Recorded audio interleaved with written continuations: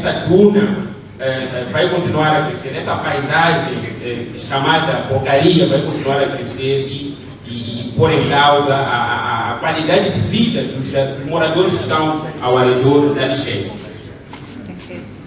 E também procuramos medir a magnitude, procuramos trazer de forma quantitativa quais são os aspectos críticos ordenados. Então, primeiro, a falta de sanitários públicos foi bastante destacado. Depois, a questão das drenagens, das valas de drenagem e dos esgotos também foi destacado. A demora na recolha de lixo e por aí em diante. São, em termos quantitativos, a ordem da magnitude, quer dizer, a ordem da gravidade de cada aspecto que foi recolhido no âmbito da recolha de lixo. Transportes. Não há registro de melhorias significativas. Aliás, suspeitamos que, de facto, esses casos dessas imagens estejam a piorar. E os desafios, primeiro, persiste o caso de comportamento de derrota nas horas de ponta. Também, os transportes públicos, em particular, são insuficientes e ineficientes em algumas zonas. De facto, vimos nas apresentações anteriores que há rotas que serão alocados novos carros. O caso do Museu o Museu Albazine, Baixa Albazine, é um caso bastante crítico. Aliás, Museu Zipeto, Baixa Zipeto, houve alocação de novos transportes e aquilo está... Conseguimos ver, de facto, há muitos autocarros públicos para essas zonas, mas Museu Baixa Albazine está entre 1 a 2 carros e às vezes o único carro anda com 2 placas. Museu Albazine e outra de Museu Acipolo. Isso quer dizer que ela não vai circular durante todo o dia ou sempre Museu Albazine. Às vezes troca para Museu Acipolo e vai deixar de suprir a demanda do Museu Albazine. Então, de facto, há necessidade urgente de se alocar transportes públicos para esses locais e para outros locais que já constam do balanço, aliás, do PES 2018 que foi apresentado. E também a fraca manutenção e melhoramento das vias de acesso. Aqui entendemos que algumas vias podem ser prolongadas, podem ser alargadas, podem ser melhoradas para permitir um maior fluxo ou um fluxo com maior velocidade de veículos, ou seja, um maior fluxo de veículos para escoá-los fora da cidade ou para virem para a cidade em horas de ponta. Também registramos a falta de parques de estacionamento. Depois persiste o incumprimento da aplicação da lei de isenção ao pagamento de bilhete de transporte para os idosos. Aqui, os idosos reclamam que apresentar o bilhete de pessoa maior de 60 anos ou daquela idade prevista pela lei não é suficiente. É preciso tratar um documento no Conselho Municipal que implica custos de tratar esse documento e às vezes custos que são superiores à minha frequência de utilização do transporte público, que torna logo de imediato inviável a ideia de ele tratar o tal documento. Então, é isenção, mas entre aspas, se formos já anotar. Pois temos a falta de fiscalização de assentos para idosos, mulheres graves, deficientes nos transportes públicos. Não há garantia de que um idoso, ao entrar no transporte público, terá um devido lugar para sentar, uma mulher grávida Então, aqui, mais ou menos, a ideia é os cobradores, os transportadores, os funcionários saberem, os funcionários terem cadeiras específicas para essas pessoas dentro dos transportes públicos e fiscalizar, fazer-se cumprir. E isso, de facto, acontece quando temos situações de cedência de espaço para pessoas idosas. E persiste a falta de harmonização do horário de transporte público rodoviário, em Catembe, nesse caso, com o ferryboat. O ferryboat vai até as 23, mas o transporte público, 21 horas, já está terminado. Significa que há pessoas que vão sair do ferryboat e vão andar a pé para Xantsava, Imide ou outros bairros distantes da ponte. Em termos quantitativos, também procuramos ver qual é a magnitude problemática de cada aspecto. E temos o encurtamento de rotas e a falta de parques de estacionamento, e assim como a fraca manutenção das vias de acesso a ocuparem lugares críticos, lugares públicos, que seriam aspectos bastante críticos. E temos também insuficiência de transportes públicos como outro aspecto. Como recomendações, para melhorar a mobilidade, para melhorar o fluxo de veículos nas horas de ponta, saída e entrada de veículos aqui no centro da cidade, a manutenção e o melhoramento das algumas vias pode melhorar isso. Então, o prolongamento do contorno, por exemplo, da pista que parte do sinal luminoso de Inhagoia, aí aquela rua que passa pelo aeroporto, depois passa pela Avenida de Moçambique, o melhoramento a partir daquele semáforo para frente, depois passar pela zona verde, continuar a Patrício Lumumba, pode de facto melhorar o congestionamento que se verifica aí na Machado Simões para que podemos chegar a Madova. Mais ou menos, em termos de mapa, estou a falar disso aqui, prolongar essa linha vermelha indica onde deve se prolongar, ou seja, a linha onde já existe a via só deve ser melhorada, os pontinhos vermelhos. A linha vermelha é onde deve se criar uma via para permitir o rápido escoamento de veículos da cidade de Maputo. Por outro lado, o prolongamento da rua Marcelino dos Santos até Junta, e daí continuar até Coca-Cola, cortando Luís Cabral, e depois contornar o estado da Machava, também é melhorar aquela situação crítica que nós temos no estado da Machava. A Marcelino dos Santos, se for a ver, ela continua, depois antes de chegar à Junta, ela para, ou seja, o que se precisa é mais ou menos prolongar até um pouco aqui a Junta, depois contornar o estado da Machada e vai permitir um rápido escoamento de veículos. Olhando bem para o mapa, é possível, olhando com detalhes, é possível ver no mapa o que está-se a propor especificamente. Por outro lado, o Leme Expresso também é uma via muito congestionada.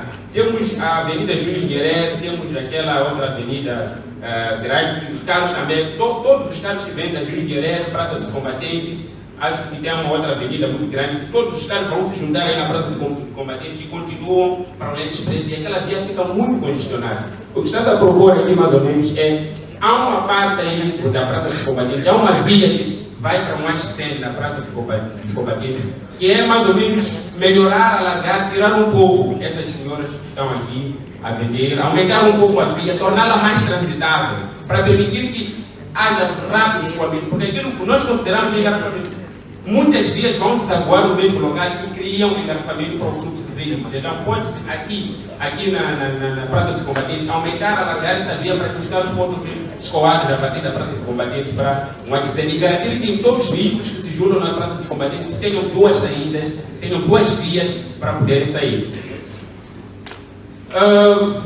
As recomendações acabei dando durante a apresentação dos problemas. Outra é a construção de ciclos automóveis com disposições verticais, sendo um dos locais mais apropriados o campo de Estrela Vermelha. O campo de Estrela Vermelha ao longo da Avenida Vladimir Lenin, que não sei, acho que vivem marginais, drogados. Estamos a falar de questão das drogas, acho que a maior parte fumam aí naquele campo. Pode-se aproveitar para poder construir silos de automóveis para albergar ou para reduzir a questão de falta de espaços de estacionamento. Alocar-se transportes públicos, já havíamos referido, maior fiscalização por parte dos agentes do Conselho Municipal da cidade de Maputo para questões de comportamento de rodas e com sanções exemplares para desincentivar esta prática de comportamento de rodas. Outras questões que já havia tratado um pouco é o caso do consumo de drogas nas escolas. Álcool, suruma, e às vezes é agravado pela proximidade de baradas nas escolas. A nossa juventude, o futuro do país, está sendo posto em causa quando temos jovens a crescerem no contexto, quando temos jovens a se envolverem no consumo excessivo de drogas, no consumo excessivo de álcool. E álcool barato, estamos a falar de posse, tentação, nocaute.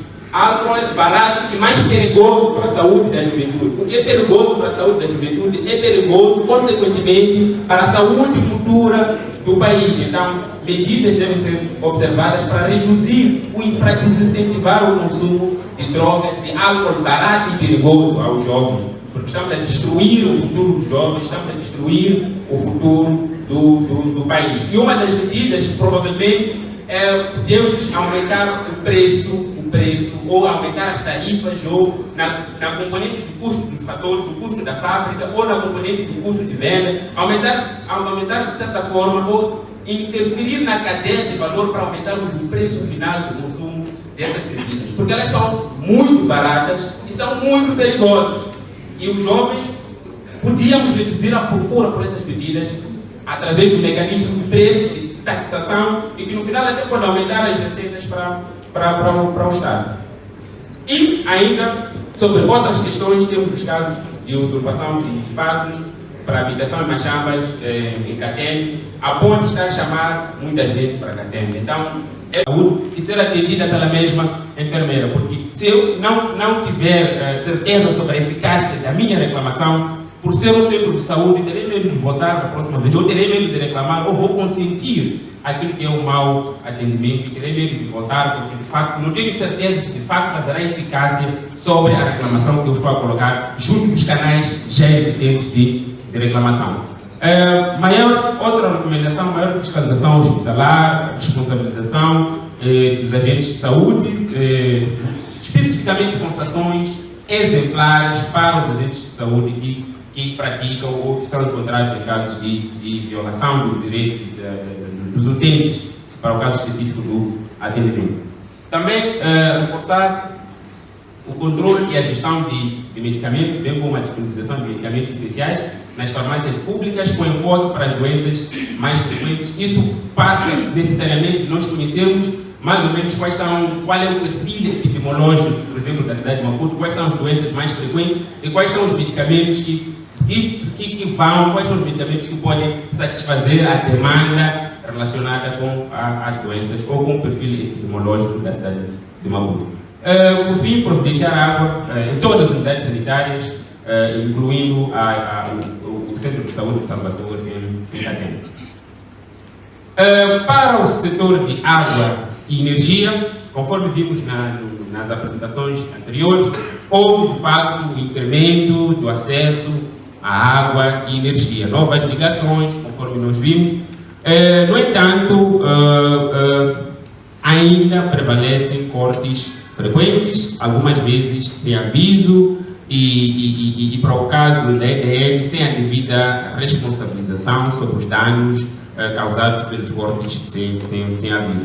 E também os custos elevados de energia e água, que é um fator que bastante foi levantado, sem o acompanhamento da qualidade dos serviços. Um dos aspectos até que está relacionado com a qualidade dos serviços é a morosidade no atendimento a solicitações de clientes, solicitações de casos de manutenção, principalmente por parte da EDM. Sem contar que, às vezes, para que essa solicitação seja rápida, é preciso falar alguma coisa, falar alguma coisa. Ou seja, dentro do processo de solicitação de manutenção, és cobrado o valor ilícito para que o caso seja respondido com maior brevidade. Então, temos então este caso de cobranças ilícitas para respostas para casos de manutenção, principalmente em bairros de expansão, ou bairros onde a população ou o crescimento, a cidade tende a crescer a cidade tende a crescer mais para o interior. Também procuramos ordenar em termos de magnitude, de ser crítico de cada aspecto encontrado na componente de água e energia. E os preços altos foi um destaque, a morosidade nas solicitações dos utentes também foi um destaque, depois das cobranças ilícitas e os cortes frequentes. Quanto maior for a percentagem, significa maior é o grau de insatisfação em relação ao aspecto que é trazido. Como recomendações, responsabilidade. Município, eu tenho me deparado, ou todos aqui, com um crescente número de habitantes para a cidade de Maputo. Esta cidade foi construída para uma média de 400 a 800 mil habitantes. Mas para os dias de hoje temos cerca de, como o dado aqui mostra, mais de 1 milhão caminhando para 2 milhões de habitantes. Quero perceber do governo quais são as estratégias que tem, as estratégias dos planos que têm vindo a desenvolver para esta situação. E sobre a questão da prestação dos serviços básicos. E ainda na área de segurança pública, eu me deparei com algumas situações, alguns meses atrás. Espero que os homens da lei e ordem estejam aqui. fui interpelado por alguns agentes em que eles pediam o documento de identificação. Primeiro pediam, eu mostrei o meu cartão de estudante, eles recusaram. Pediam o cartão de eleitor, eu entreguei, e ainda queriam o BI. Eu procurei perceber, mas por que é que os senhores estão a pedir o meu BI? Qual é a infração que eu cometo para eles pedirem o BI? E caso eu não tenha, eles dizem, acompanhe. Qual é a infração que eu cometo para eles dizerem, acompanhe? Não percebo. E, por fim, dizer que os trabalhos do governo, eles são medidos a partir da satisfação dos serviços básicos.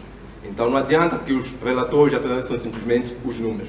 Nota-se aqui a situação dos transportes, diz que o número de transportes aumentou. Mas, na prática, eu não sinto este aumento. Os problemas ainda continuam. Tem problemas de encurtamento de rotas, e isso deve-se aqui. Então, é importante que isso, nós como municípios, sentíssemos no nosso dia a dia. Só um exemplo, só para verificarmos, teve a questão do pequeno almoço. Teve lá o almoço, mas se formos a perguntar qual foi a satisfação, por exemplo, de todos aqui presentes, vamos encontrar resultados diferentes. Mas se olharmos para os dirigentes estiveram numa sala aqui, diferente.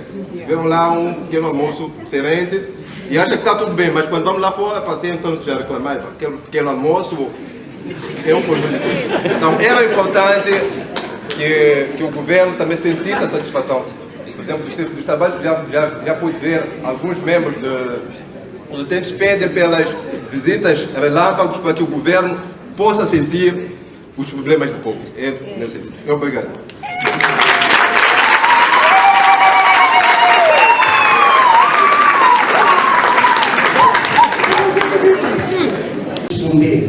Se não conseguirmos, pode ser um problema do meio que não está adequado, o sítio, a situação geográfica, a localização, o acesso pode nos dificultar. E mesmo a clareza da própria ocorrência, está sempre claro, estou no lugar X, entra-se assim, isto nos ajuda, mas nós reconhecemos que tardiamente temos aderido em alguns casos, mas o nosso desejo é sempre de chegarmos cedo ao local.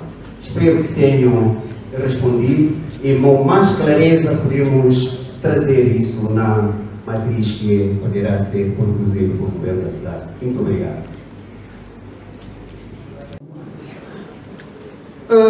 Primeiro eu queria fazer uma crítica em relação a este espaço onde estamos. No sentido de não há inclusão aqui. Não me refiro à presença de homens e mulheres. Já participei em muitos observadores e gostaria de fazer uma recomendação. Das próximas vezes, eu acho que temos muitas pessoas capacitadas para transmitir a partir de língua de sinais o que é que está-se a dizer. Não tem isso aqui, tem um aspecto muito negativo. Se estamos a dizer que temos que ser inclusivos. E aliado a isso, eu prestei atenção a todos os instrumentos, série de coisas que foram apresentadas aqui, não fizeram menção à educação inclusiva. As pessoas com necessidades especiais, onde é que se encontram nos vossos planos? É preciso que essas pessoas façam parte. Um outro ponto é em relação à criminalidade. Falou-se tanto aqui da criminalidade, ainda bem que o setor, a lei e ordem está por aqui, por isso estamos todos em ordem, né?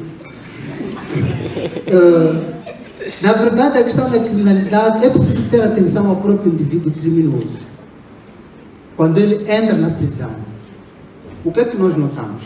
O criminoso vai à prisão, em vez de passar por um processo de correção, reabilitação, ele aprende novos crimes.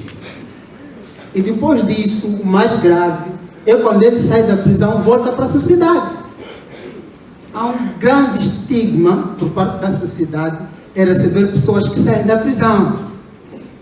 O que é que acontece depois? É aquilo que nós chamamos de reincidência criminal. O mesmo criminoso sai da prisão, volta para a sociedade, não se sente incluído na sociedade, volta a cometer crime e volta para a sua casa, que é a cadeia. É uma das razões das superlotações.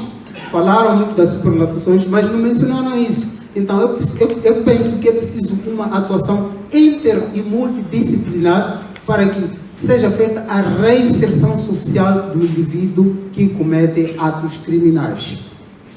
Outro ponto que me veio à tona, estou mais a basear em questões sociais, a questão da mendicidade.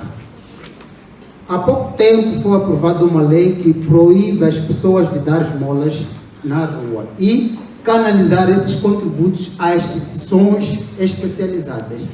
Entretanto, nota-se que a partir do município e os serviços distritais de gênero, criança e ação social têm feito algo, mas eu questiono esse algo.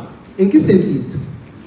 Nota-se que os serviços distritais de gênero, criança e ação social passam a dar sopas e kits alimentares nas sextas-feiras.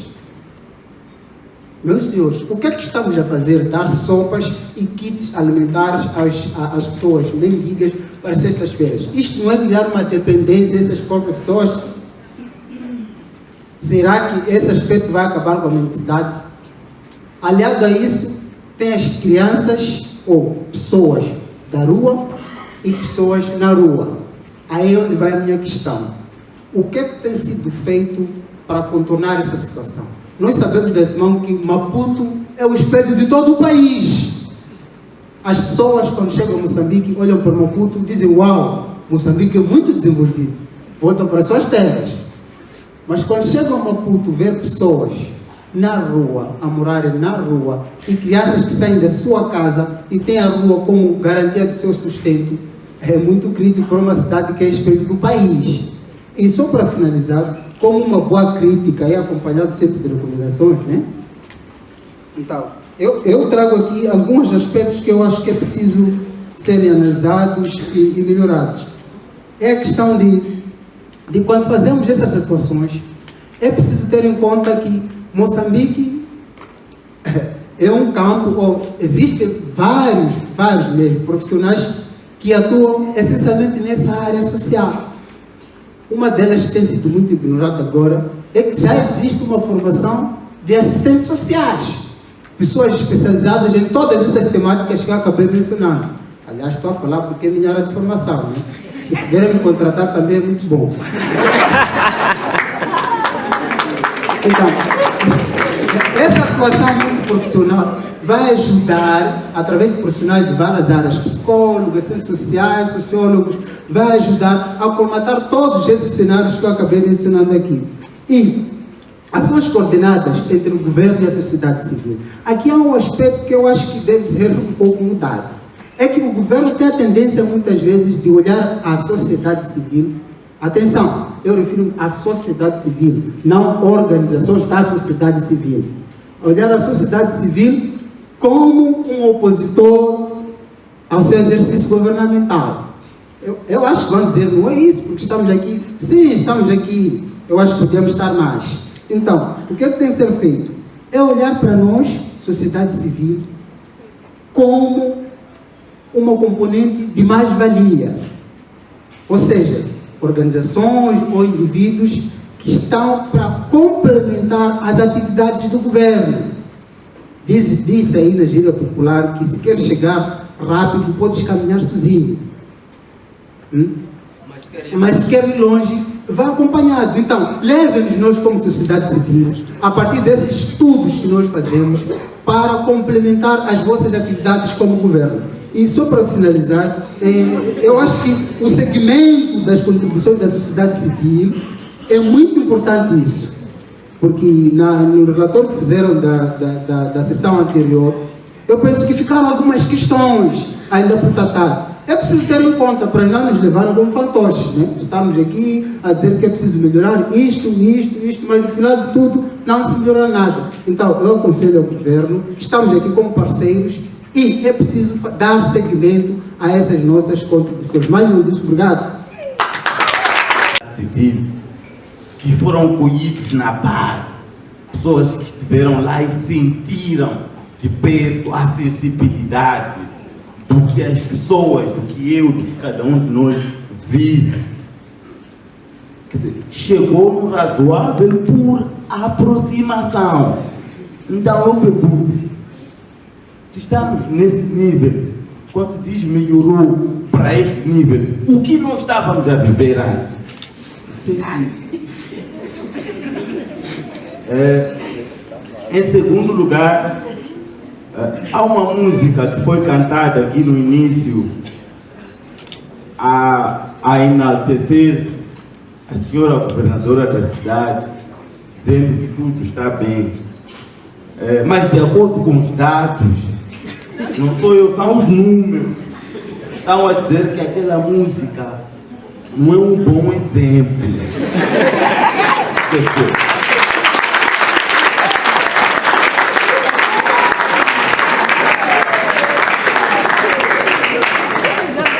Em algum momento é preciso nós sermos sérios. Ninguém vai ser despedido por falar para a governadora que as coisas não estão bem. Muito pelo contrário, ela demonstra dia após dia que é muito inteligente. E acredito que despedir alguém por endereçar crítica no sentido de melhorar a coisa, eu acho que a senhora governadora não baixaria até esse ponto. Para terminar, é uma questão básica. Até quando vamos ficar sem sanitários públicos em Maputo? Até quando? Aliada a essa questão, vai uma sugestão. Há uns ambulantes que vendem takeaway, etc, etc. Quando dão 17, eles arrumam e vão. Mas percebe-se que aqueles senhores móveis não têm sanitários.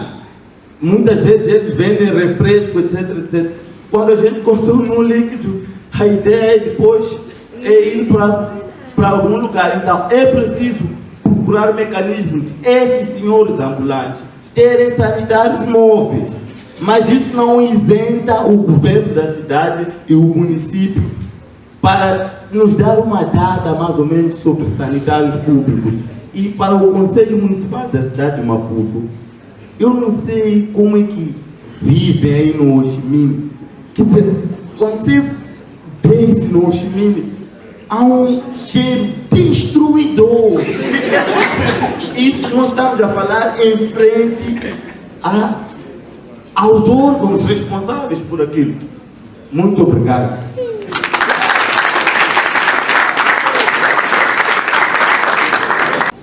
A sociedade civil, e por acaso a cidade de Maputo, temos o governo da cidade, o Conselho Municipal e a sociedade civil. Este é um cruzamento tripartito de apresentação daquilo que é a avaliação do desempenho das estruturas que gerem a cidade de Maputo. Queremos saudar a forma ativa, a forma aberta e franca com que os participantes demonstraram ao longo dos debates desta presente sessão do Observatório, deixando ficar as suas valiosas contribuições, e penso que fizemos jus ao lema promovendo a governação participativa com esta participação que tivemos aqui.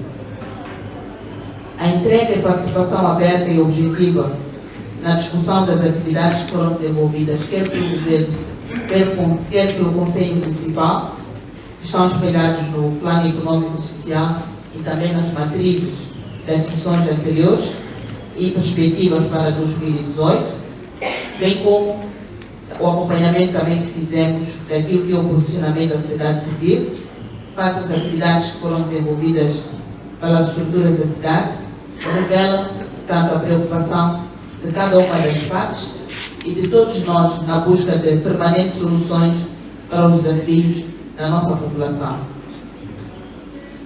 Ao longo do debate foram reportadas várias preocupações. No nosso entendimento, todas elas são legítimas, todas elas são pertinentes e nós agradecemos. Nos comprometemos em continuar a dar o seguimento e, como é óbvio, sempre em parceria com a sociedade civil, como nossos interlocutores válidos, na monitoria das nossas ações governativas. É nossa obrigação e é nosso dever resolver todos os problemas aqui reportados. Porém, importa referir que há fatores que por vezes concorrem para que nós resolvamos todos os problemas em simultâneo e também em tempo útil. Mas vamos fazer todo o esforço para, tanto não obstante os desafios, resolvermos os problemas que tanto temos que resolver para o bem-estar da nossa população. Portanto, não obstante os desafios vários que existem, é nossa obrigação e nós assumimos aqui o compromisso de dar o devido tratamento e resolver todas as questões e partilhar regularmente a informação com a sociedade civil. No entanto, também referir que algumas das preocupações básicas também dependem do cultivo da consciência de cidadania da nossa população. Então, aqui queria fazer um apelo para a sociedade civil, dentro do trabalho que tem feito e muito bem, reforçarem o trabalho de consciencializar a nossa população para evitar vandalizar infraestruturas ou dar um tratamento inadequado tanto às infraestruturas que são erguidas ao nível da nossa cidade, em todas as áreas, quer seja a área de abastecimento de água, a área de energia elétrica e outras áreas. Então, este trabalho de consciencializar a nossa sociedade para a questão da cidadania, portanto, queria fazer o apelo para que a sociedade civil possa reforçar o trabalho que já tem